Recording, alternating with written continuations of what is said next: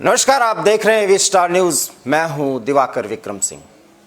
उत्तर प्रदेश में चुनावी शंखनाद हो चुका है। हालांकि अभी तारीखों का ऐलान नहीं हुआ है, लेकिन सत्ता पक्ष और विपक्ष अपने हिसाब से अपनी अपनी रणनीति के अनुसार जनता के बीच पहुंच रहे हैं और अपनी बातें रख रहे हैं। जहां सत्ता पक्ष को पूरा भरोसा है कि योगी सरकार के अब तक के कार्यों का मूल्यांकन जनता करेगी और विकास और गवर्नेंस के आधार पर दोबारा सत्ता में लाएगी, और वहीं विपक्ष आरोप और प्रत्यारोप के दौर से गुजरते हुए कई ऐसे मामलों में, कई ऐसे मुद्दों पर योगी सरकार और उनके मंत्रियों से सवाल जवाब कर रही है और उनसे हिसाब मांग रही है। बड़ा सवाल है कि जनता किन बातों से सहमत है, अपने को कनेक्ट कर रही है और उसके आधार पर वो निर्णय लेगी कि आखिर में चुनाव का परिणाम क्या होगा। इसी संदर्भ में वी स्टार न्यूज भी पड़ताल कर रहा है उन मंत्रियों के कार्यों का, उनके विभागों के कार्यों का, और उसका कितना फायदा उत्तर प्रदेश की जनता को मिला है ये भी पता चले। इसी के कड़ी में आज हम उत्तर प्रदेश के कैबिनेट मंत्री चौधरी लक्ष्मी नारायण के साथ कुछ गुफ्तगू करेंगे और जानेंगे कि वो अपना मंत्रालय संभालते हुए उत्तर प्रदेश की जनता की आकांक्षाओं के अनुरूप कितने काम को आगे बढ़ाया और उसका कितना फायदा उत्तर प्रदेश की जनता को मिला। चौधरी लक्ष्मी नारायण डेयरी डेवलपमेंट, मत्स्य पालन और पशुधन विकास मंत्री हैं, और एक गांव के अगर अर्थव्यवस्था को देखें तो इन तीनों विभागों का इतना ज़्यादा महत्व है कि अगर ये सचमुच में पिछले 4.5 साल से अधिक के समय में अगर विकास की राह पर आगे बढ़े हैं तो उत्तर प्रदेश के गांवों की स्थिति सुधरी है। कितनी सुधरी है और इनके इन तीनों विकास विभागों में कितना विकास कार्य हुआ है, आज मंत्री जी से ही हम जानेंगे। चौधरी साहब, आपका बहुत बहुत स्वागत एवी स्टार न्यूज में। नमस्कार दिवाकर जी। आप क्या कहना चाहेंगे सर कि योगी सरकार विकास के आधार पर चुनाव जीतने की बात कर रही है, कितना दम है और कितना औपचारिक तौर पर सिर्फ ये कहने के लिए कि हाँ हम विकास के आधार पर चुनाव लड़ रहे होंगे और जीतेंगे? देखिए दिवाकर जी, आदरणीय योगी जी के नेतृत्व में हमारी सरकार ने जब से कार्यभार प्रारंभ किया, सबसे पहला प्रस्ताव हमारी कैबिनेट का था किसानों का 36,000 करोड़ रुपए ऋण माफी जी। आज तक हिंदुस्तान में उतना बड़ा कार्य किसानों के लिए किसी ने नहीं। दूसरा मैं ये कहूँ, एक उत्तर प्रदेश में जंगल राज था, एंटी रोमियो एक्ट बनाया और उस पे जो बहन बेटियों की इज्जत तार तार हो रही थी, बेटियां सुरक्षित नहीं थी जी। लड़कियों का कॉलेज पढ़ने जाना बंद हो गया। उस पे पूरी तरह से लगाम लगाई, जिसको पूरे देश में सराहना जीती थी। इसके बाद यदि मैं ये कहूँ, यदि हम किसान के बारे में धान खरीद, गेहूं खरीद और अन्य जो एमएसपी के हमारे किसान के उत्पाद हैं उनकी खरीद के बारे में कहूं, तो जितना पूर्ववर्ती सरकारों ने दोनों ने 10 साल में खरीद की, उतना हमने अकेले ने खरीद की केवल 4 साल में। यदि मैं गन्ने के पेमेंट की बात करूं और गन्ने के उत्पादन वृद्धि की बात करूं, तो ऐतिहासिक गन्ने के उत्पादन में वृद्धि हुई है जी। और गन्ने के पेमेंट के बारे में उतना पेमेंट 10 साल में 2 सरकारों ने किया, उतना पेमेंट अकेले हमने 4 साल में किया। किसान के संबंध में यहाँ से और आगे बढ़ते हुए यदि आप पूर्ववर्ती सरकारों का समय देखेंगे तो जो भी किसान के दैवीय आपदा में नुकसान हुआ, कभी सरकार के द्वारा या कभी बीमा कंपनियों के द्वारा उसकी भरपाई नहीं हुई। हमारे 4 साल के कार्यकाल को यदि आप देखेंगे, आदरणीय योगी जी के नेतृत्व में किसान की भरपाई सरकार की ओर से की गई और बीमा कंपनियों से भी उसकी भरपाई की गई। चौधरी साहब, किसान को जी चौधरी साहब, सवाल तो ये है कि फिर भी किसान नाराज है ना आपसे? जी किसान नाराज नहीं है। ये जो राजनीति कर रहे हैं किसान के नाम पे वो नाराज है। तो आप ये कहना चाहते हैं कि टिकैत किसान के नाम पर राजनीति कर रहे हैं? अब मैं एक पर्टिकुलर आपने नाम ले दिया, मैं तो ये कहूंगा कि जो भी आंदोलन में इस समय बैठे हुए हैं और जो इस तरह की कर रहे हैं वो सब एक राजनीतिक, पूरी तरह राजनीतिक भाषा का प्रयोग, राजनीतिक, पूरी तरह राजनीतिक है। चौधरी साहब, अभी जब आप किसान आंदोलन और किसानों को एमएसपी के संदर्भ में जो कुछ भी सरकार ने सुविधा दी है उसका जिक्र कर रहे थे, एमएसपी को कानूनी जामा पहनाने में क्या मुश्किल है? क्यों कानून नहीं बना दिया जाता? एक बात बताइए आप, इससे बड़ा कोई उदाहरण होगा? क्योंकि मैंने आपसे कहा कि जितना 10 साल में उन्होंने खरीदा इतना हमने 4 साल में खरीदा। एमएसपी का कहीं संविधान से लेके देश के आजाद होने से लेके कहीं कोई इस तरह का कानून पहले कभी बना जो आज गीत गा रहे हैं कानून के लिए? उन्होंने 70 साल 60 साल राज किया, उन्होंने कभी कानून बनाया? उन्होंने तो खरीद भी नहीं की कभी। नहीं, उन्होंने नहीं बनाया सर। खरीद कर रहे हैं सर, सवाल तो ये है कि उन्होंने नहीं बनाया। उन्होंने अर्थात आप कांग्रेस पर आरोप लगा रहे हैं या कांग्रेस के बारे में कह रहे हैं? कांग्रेस ने नहीं किया, आप तो कर रहे हैं क्योंकि ये क्रांतिकारी कदम है। तो फिर कानून बना देने से क्या मुश्किल है? थोड़ा मैं समझना चाहता हूं ये ऐसा है कि हमने जो आदरणीय मोदी जी ने 3 कानून बनाए जी, जो पुराने कृषि कानून के में जोड़े गए, कोई कानून में तब्दीली नहीं की गई, कोई इसमें बदलाव नहीं किया गया जी, तो एक राजनीतिक स्टंट है। ठीक है, और कभी ही ममता बनर्जी के ही चुनाव में जाएंगे इसी बहाने से, कभी हरियाणा के चुनाव में जाएंगे, कभी उत्तर प्रदेश के चुनाव में जाएंगे। अरे यदि राजनीति करनी है तो ये अपनी पार्टी बना के राजनीति करें। बिल्कुल, ये तो आप सही कर रहे हैं। जी जी, तो आपको लग रहा है कि टिकैत साहब, फिर मैं नाम ले रहा हूं, राकेश टिकैत एंड कंपनी, मैं तो ये कह रहा हूं, यहां तक कह रहा हूं, मुझे भी लगता है कि वो किसानों के कंधे पे बंदूक रख करके किसी राजनीतिक पार्टी की गोद में खेल करके किसान आंदोलन को इस तरह से इस दिशा में ले जा रहे हैं जिसकी दशा ये हो रही है और पिछले 1 सालों से जनता देख रही है। सवाल तो ये है कि आम किसान इससे परेशान है, और अगर उत्तर प्रदेश का किसान परेशान नहीं है तो पश्चिमी उत्तर प्रदेश में कुछ गड़बड़ हो सकता है। इसको लेकर के आप लोगों को क्यों चिंता हो रही है? ये पश्चिम उत्तर प्रदेश में ना गणित पहले कभी गलत हुआ है पिछले बार में, ना अब गलत होने की कोई बात है। जहां तक मैंने आपको बता दिया, क्या उत्तर प्रदेश में आपको भी मालूम है 94% छोटा किसान है। ठीक है। और जो 5 एकड़ से कम हो, 73% किसान ऐसा है जिसमें 2.5 एकड़ से भी कम है। उनमें कौन किसान बैठा है वहां जाके? कौन किसान वहां आंदोलन कर रहा है? ये तरह से इसे राजनीतिक रूप दिया गया है। ये एक राजनीतिक पार्टियों का, मैं अपनी बात कह रहा हूँ। इस समय आंदोलन प्रारंभ हुआ जी, मैंने उस समय अपनी पार्टी के नेताओं से ये कहा कि ये जो आंदोलन है ये उत्तर प्रदेश के 2022 के चुनाव तक चलेगा।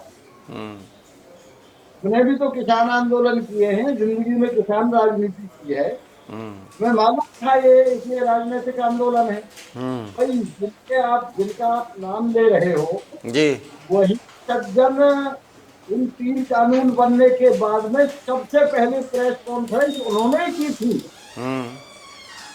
उन्होंने ही ये बात सबसे पहले कही थी कि मेरे पिताजी की जो लड़ाई थी वो इन 3 कानूनों के द्वारा पूरी हो गई। चौधरी साहब, बिल्कुल आपने बिल्कुल सही है, बिल्कुल सही आप कह रहे हैं। फिर क्या कारण था कि वो दूसरे राजनीतिक पार्टियों के कहने पे बहकावे में आकर उनकी गोद में खेलने को मजबूर हो गए या खेलते रहे, आप लोग उस गोद से निकाल नहीं पाए?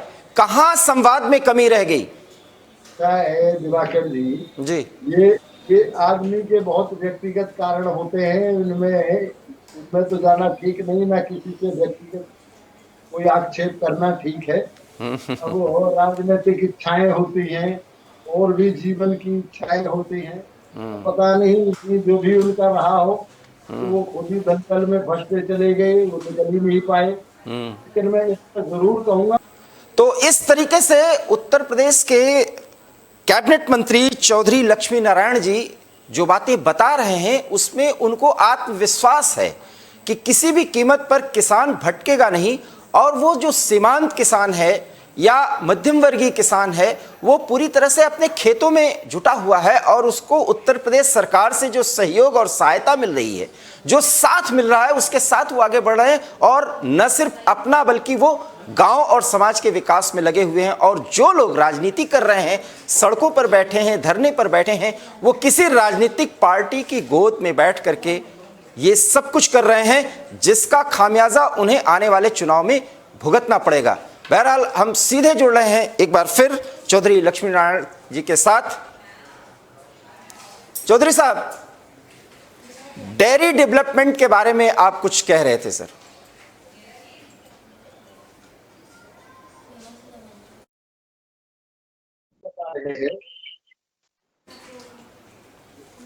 जी, ये जो गुजरात मॉडल बता रहे हैं, जी जी जी जी, उद्देश्य है वो बिजनेस करना है। जी जी, हमारा उद्देश्य है वो बिजनेस करना नहीं है। हमारा उद्देश्य ये है कि किसान को सही कीमत मिले और उनको सही समय पर भुगतान हो। जी, पिछली बार जब फर्स्ट कोरोना का वो हुआ, पहली लहर आई, उसमें प्राइवेट डेयरियों ने दूध खरीदना बंद कर दिया। जी जी, दूध की हो गई 20 और 22 रुपए पर केजी। लेकिन हमने दूध को, पराग ने, जी, उत्तर प्रदेश के डेयरी विभाग ने दूध को 32 रुपए केजी से नीचे नहीं आने दिया। जी, इसलिए हमारा जो उद्देश्य है वो किसान भलाई का उद्देश्य है। हमारा जो डेयरी डिपार्टमेंट का उद्देश्य है वो किसान की आदरणीय प्रधानमंत्री जी के 2 गुना आय करने का जो लक्ष्य, हमारा उद्देश्य ये है कि किसान को सही समय पर सही मूल्य मिले। हम मुनाफा कमाना नहीं है, लोगों को रोजगार मिले, रोजगार के साथ साथ वो लाभ भी हो।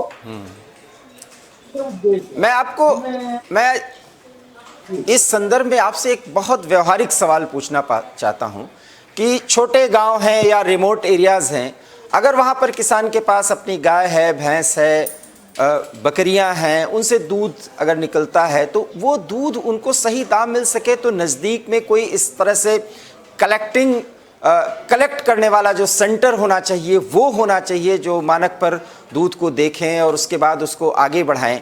उत्तर प्रदेश में है ज़रूर, ये व्यवस्था हो चुकी है, लेकिन वो व्यवस्था जो गुजरात में बताई जाती है और जिसके कारण गुजरात में एक श्वेत क्रांति आई, अभी भी उत्तर प्रदेश में नहीं आ पाई है सर। ये तो आप मानेंगे ना?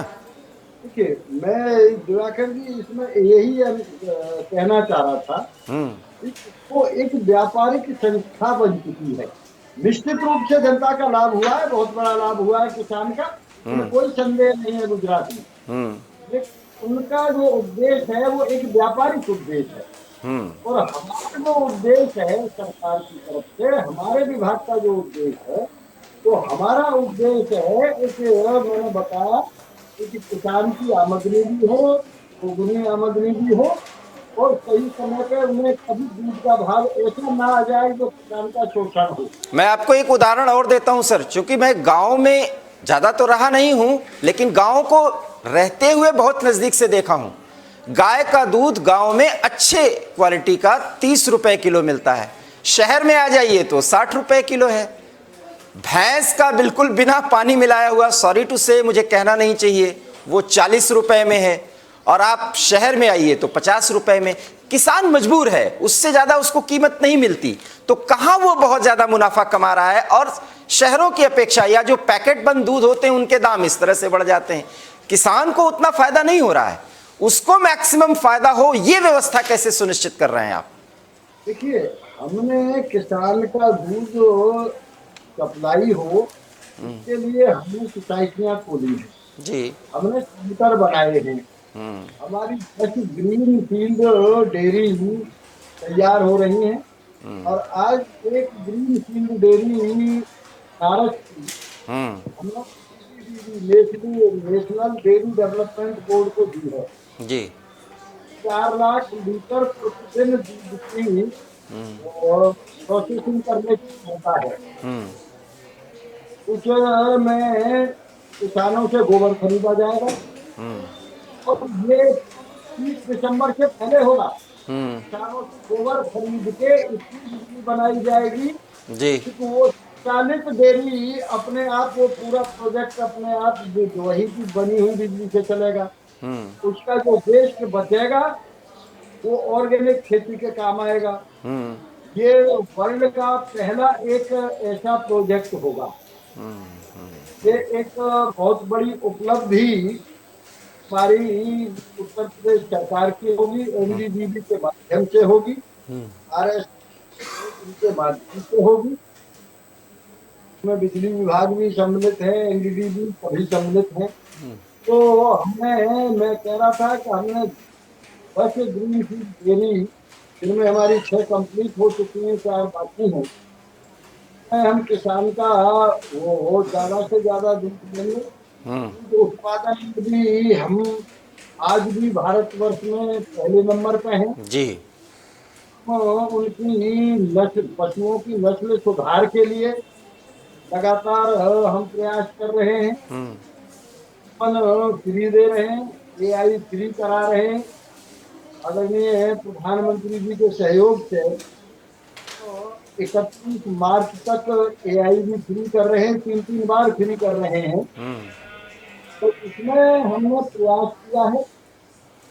हम पूर्ववर्ती सरकार तो चलते चलते 750 कर्मचारियों को भी निकाल गई विभाग से। जी। खामियाजा हमारे विभाग को उठाना पड़ा। इधर तो हम ग्रीन फील्ड डेयरी प्रोजेक्ट बना रहे हैं बड़े बड़े, और उधर तो अनुभवी जो एक्सपीरियंस होल्डर कर्मचारी थे उन सबको निकाल दिया गया। इसके बावजूद भी उस समय जो स्थिति थी, उनसे हम 2 गुना 4 गुना दूध आज कलेक्ट कर रहे हैं। उस समय जब ये हमारी सरकार आई, उस समय डेयरी विभाग पूरी तरह घाटे में था। आज डेयरी विभाग बिल्कुल घाटे में नहीं है। इसके अलावा आपको मालूम है, मैं पशुधन का भी जिक्र कर देना चाहता हूँ। मैं उसी पर आ रहा था, उसी पर सवाल करना चाह रहा था आपसे। जी। आप करें, सवाल करें। जी, सवाल यह है कि इसी से जुड़ा हुआ है पशुधन विकास, क्योंकि जितनी मात्रा में, जितनी संख्या में किसी भी गांव के किसी भी व्यक्ति या परिवार के घर के सामने जितने पशु हैं, खास करके जिनके उत्पाद के जरिए उसकी आमदनी बढ़ती है, वो है पशुधन। इसके संदर्भ में क्या कुछ ऐसा किया है जिसके आधार पे आप कह सकते हैं कि पूर्ववर्ती सरकारों से आपने अलग किया है? देखिए, यदि आप ये देख के चले, क्योंकि मशीनीकरण जब से हुआ है तब से गाय के बछड़े की कीमत खत्म हो गई। बछड़े की कोई कीमत नहीं। बिल्कुल। के अलावा किसानों में एक प्रवृत्ति हो गई कि जो गाय दूध से चली जाए उस गाय को भी छोड़ देना। बिल्कुल। एक कोई अतिशयोक्ति नहीं है, लेकिन किसी भी आप सरकार में देख लें, किसी युग में देख लें, जी। किसी युग राजतंत्र में किसी राजा ने या किसी प्रजातंत्र में किसी मुख्यमंत्री ने आज तक ऐसा कार्य नहीं किया। ना हमारा ऐसा प्रदेश है जहाँ आदरणीय मुख्यमंत्री जी के नेतृत्व में आज 7 लाख गायों को सरकार की ओर से भरण पोषण का व्यय किया जा रहा है। लेकिन माननीय मंत्री जी, एक सवाल है, सब कुछ कर रहे हैं आप, आपने बहुत बड़ा डाटा दिया है, लेकिन अभी भी कहना नहीं चाहिए उनको आवारा पशु, जो एक प्रचलित शब्द है, अभी भी देखने को मिल जाता है। और जो पशुओं के विकास के लिए, उनके संरक्षण के लिए जो बनाए गए हैं शेल्टर होम्स, वो बहुत अच्छी स्थिति में नहीं है सर। मैंने आपसे एक अनुरोध किया, जी स्वयं बताइए कि कभी किसी सरकार ने 1 रुपया किसी गौशाला को नहीं दिया, एक गाय के रख रखाव का प्रबंध नहीं किया। मुख्यमंत्री जी के निर्देश में हमने 7 लाख गायों के रख रखाव का प्रबंध किया है। गौशालाओं को आज तक हम कम से कम 90-95 करोड़ रुपए दे चुके हैं। जो प्राइवेट गौशालाएं हैं जी उनको हम आज तक दे चुके हैं। रमेश बाबा की गौशाला है जिसमें 50,000 गाय हैं बरसाना में, तो 19 करोड़ रुपए दिया है हमने पिछले 2 सालों में। तो इस तरह से गौशालाओं का जो प्रबंध है उसका पूरा प्रयास हम लोग कर रहे हैं। और मैंने बताया आपको पहले, तो ये कहावत थी कि जिस घर में जिस गाय बछड़ा डाल दे उसमें पुत्र प्राप्ति की बराबर प्रसन्नता हुआ करती। सही बात है, सही बात है। आज मशीनीकरण की वजह से कोई अपने घर में बछड़ा, घर में तो आपको किसी के यहाँ मिलेगा ही नहीं सर। 10-12 गांव के बीच में कोई 1 या 2 जोड़ी बैल दिखाई पड़ते हैं, वो भी सिंबॉलिक ही है। ये भी तो ट्रेंड बदले। जब पशुधन का विकास है और गौ संरक्षण पर इतना सरकार कर रही है, तो बछड़ों के प्रति ये रवैया जो लोगों का बन चुका है वो कैसे बदलेगा? उसे भी तो बदलना होगा ना। एक सामाजिक वातावरण की बात है। आदरणीय मुख्यमंत्री जी के निर्देश में ही हम लोग ये काम कर रहे हैं। ठीक, हम किसानों को ये समझा रहे हैं। देखिए, एक गाय का गोबर या एक बछड़े का गोबर, इससे हम कम से कम आज के दिन हम 10 एकड़ की और 5 एकड़ की खेती कर सकते हैं एक गाय। और मैंने जैसा आपको बताया, हम यही बनारस की डेयरी से एनडीडीबी के द्वारा यही चाहते हैं किसान से गोबर खरीद के, क्योंकि वो फिर जब किसान का गोबर बिकने लगेगा तो फिर वाइबल हो जाएगा गोधन। फिर कोई रहेगा जब गोबर बिकने लगेगा जी जी जी, उससे भी होने लगेगी। ये दूसरा काम हमने ये भी किया है कि हम जो मीट मिल इसका जो हम वो कर रहे हैं, ठीक है, आर्टिफिशियल ये हम तो लगा रहे हैं के अंदर, उससे हमारा रिजल्ट आया है 92% बच्चियां पैदा हो रही है। जी जी जी हमारा रिजल्ट आ गया है। तो जब हमारे गायों के एक तो उनकी नस्ल सुधार हो, दूसरा बच्चियां पैदा होना शुरू होगा, तो फिर अपने आप हमारे कुत्ता पशु की संख्या अपने आप कम हो जाएगी। जी जी जी इस संबंध में भी हम काफी आगे बढ़े हैं। ये हमने अन्य सरकारों से भिन्न किया है। सर, एक बात इसी से जुड़ी हुई है और वो सवाल है, हंसिएगा मत, लेकिन ये जनता की प्रतिक्रिया मैं बता रहा हूँ। मैंने कहा कि गांव के जनता की प्रतिक्रिया मैंने बहुत ली है, देखी है। वो ये कहते हैं कि योगी सरकार बहुत अच्छा काम कर रही है, लेकिन ये पशुओं पर इतना खुलापन, इतना छोड़ देने की जो बात है, उससे गांव के किसान परेशान हैं कि उनकी तो खेती खत्म कर रहे हैं आवारा पशु और ये चुट्टा और ढेर सारे कुछ जंगली जानवर। इसको किस तरह से मैनेज करेंगे? ये थोड़ी नाराजगी है। मैंने आपसे यही कहा जी, जब किसान की समझ में ये आ जाएगा कि हमको ऑर्गेनिक खेती करनी है, किसान की समझ में ये आ जाएगा कि गाय हमारे लिए वाइबल हो गई है गोबर बिकने के लिए, और खेती से हमारी पैदावार उतनी ही होगी जी रासायनिक खादों से है, तो फिर अपने आप ये एक वातावरण बनाने की बात है। मैं मथुरा जिले को बिलोंग करता हूँ। जी जी जी हिंदुस्तान में सबसे ज्यादा यदि गौ पाली जाती है तो मथुरा जिले में ही पाली जाती है। तो ये एक हमारी संस्कृति थी। क्योंकि हमारे घर में यदि पहली रोटी ही तवे पे है तो वो रोटी गाय को खिलाई है। जाती थी। जी जी जी जी। ये हमारी, और फिर गाय गंगा गीता, यही तो भारतीय संस्कृति की पहचान है। जी जी जी। मैं ये तो इसी से जुड़ा वो सवाल है, क्योंकि समय आपका बहुत कीमती है तो ज़्यादा समय नहीं लूँगा सर। मत्स्य पालन विभाग सचमुच में किसान बिल्कुल मजबूत हो जाएगा अगर मत्स्य पालन की सुविधा हर गांव में उस स्तर पर मिले, या उसके विकास के लिए वो कुछ किया जाए कि एक किसान अगर उसके पास मान लीजिए 2-3 बीघे खेती है तो अपने 1 बीघे की खेती में वो मत्स्य पालन कर सके, उसके लिए उतनी सुविधाएं मिले। इसके लिए आप क्या कर रहे हैं? ये ऐसा है जी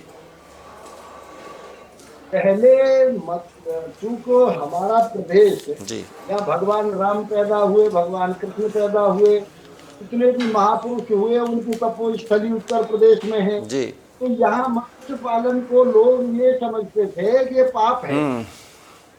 वातावरण पैदा किया, प्रधानमंत्री जी ने नीली क्रांति का नारा दिया है। प्रधानमंत्री जी ने अलग से विभाग बना दिया,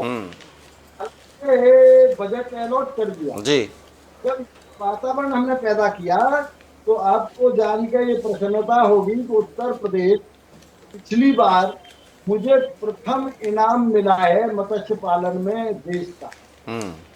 तो आज हमने मथुरा जैसे जिले में जो भूमि धार्मिक है जी वहां भी अभी मैंने किसानों की एक मीटिंग की। जी। एक किसान से पूछा कि धान कैसा है, उसने कहा कि अच्छा हुआ है। क्या कितना धान हुआ, उसने कहा कि 12 एकड़ धान था, 5,41,000 का बिका है। जी बराबर में एक मछली पालक बैठा था, मैंने उससे पूछा जी कि तुम्हारी मछली की क्या स्थिति है। उसने कहा मेरी 1 एकड़ में 4.25 लाख रुपए की 4,80,000 की मछली बिकी है झींगा। तो मैंने उनसे कहा तुम्हारे 12 एकड़ की बराबर तो ये 1 एकड़ हो गया भाई। जी। आज मथुरा में एक साल में कम से कम सैकड़ों एकड़ जमीन में तालाब बन के और मछलियां पालन शुरू हो गया है। और अब के भी ईश्वर ने चाहा तो हम प्रथम पुरस्कार अब के भी उत्तर प्रदेश को ही मिलेगा। तो ऐसी उपलब्धि आपके नाम लिखी जाए या उससे आप जुड़ें, ये तो हमारी शुभकामनाएं हैं। लेकिन चलते चलते एक सवाल आपसे मैं जरूर करना चाहूँगा। बाबा रामदेव ने गाय को और गायों के संदर्भ में ये कहा है कि अब राष्ट्रीय पशु गाय को घोषित कर देना चाहिए, क्या कहना चाहेंगे? व्यक्तिगत रूप से मैं भी इस पक्ष में। आप इस पक्ष में हैं? व्यक्तिगत रूप से मैं इस पक्ष में आज पहले से भी हूँ, आज भी हूँ। बहुत बहुत धन्यवाद कि आपने बेबाक टिप्पणी की और हमारे सवालों का जवाब दिया और आप हमारे साथ जुड़े। चौधरी लक्ष्मी नारायण जी, कैबिनेट मंत्री उत्तर प्रदेश, जिनके पास 3 ऐसे विभाग हैं जो गांव के विकास की आधारभूत सुविधाओं के विकास में महत्वपूर्ण भूमिका अदा करते हैं। आपका बहुत बहुत धन्यवाद कि आप एवी स्टार न्यूज़ के साथ जुड़े। तो सुना कि किस तरीके से चौधरी लक्ष्मी नारायण जी ने अपने उन तीनों विभागों के बारे में जानकारी दी, जिसके आधार पर कहा जा सकता है कि उत्तर प्रदेश के गांवों की स्थिति सुधारने में योगी सरकार ने किस तरीके का प्रयास किया, और उन प्रयासों के बदौलत आज योगी आदित्यनाथ सरकार ये दावा कर रही है कि इसी विकास की बदौलत वो दोबारा सत्ता में आएंगे। एवी स्टार न्यूज़ में इतना ही। गुफ्तगू कार्यक्रम में आप भी शामिल हुए, आपने देखा, आप हमें प्रतिक्रिया भेजिए और आपकी प्रतिक्रिया का हमें इंतज़ार रहेगा। तब तक के लिए दीजिए इजाज़त। देखिए हमारी खबरें, क्योंकि एवी स्टार न्यूज़ पर खबरों का सिलसिला कभी नहीं रुकता। नमस्कार।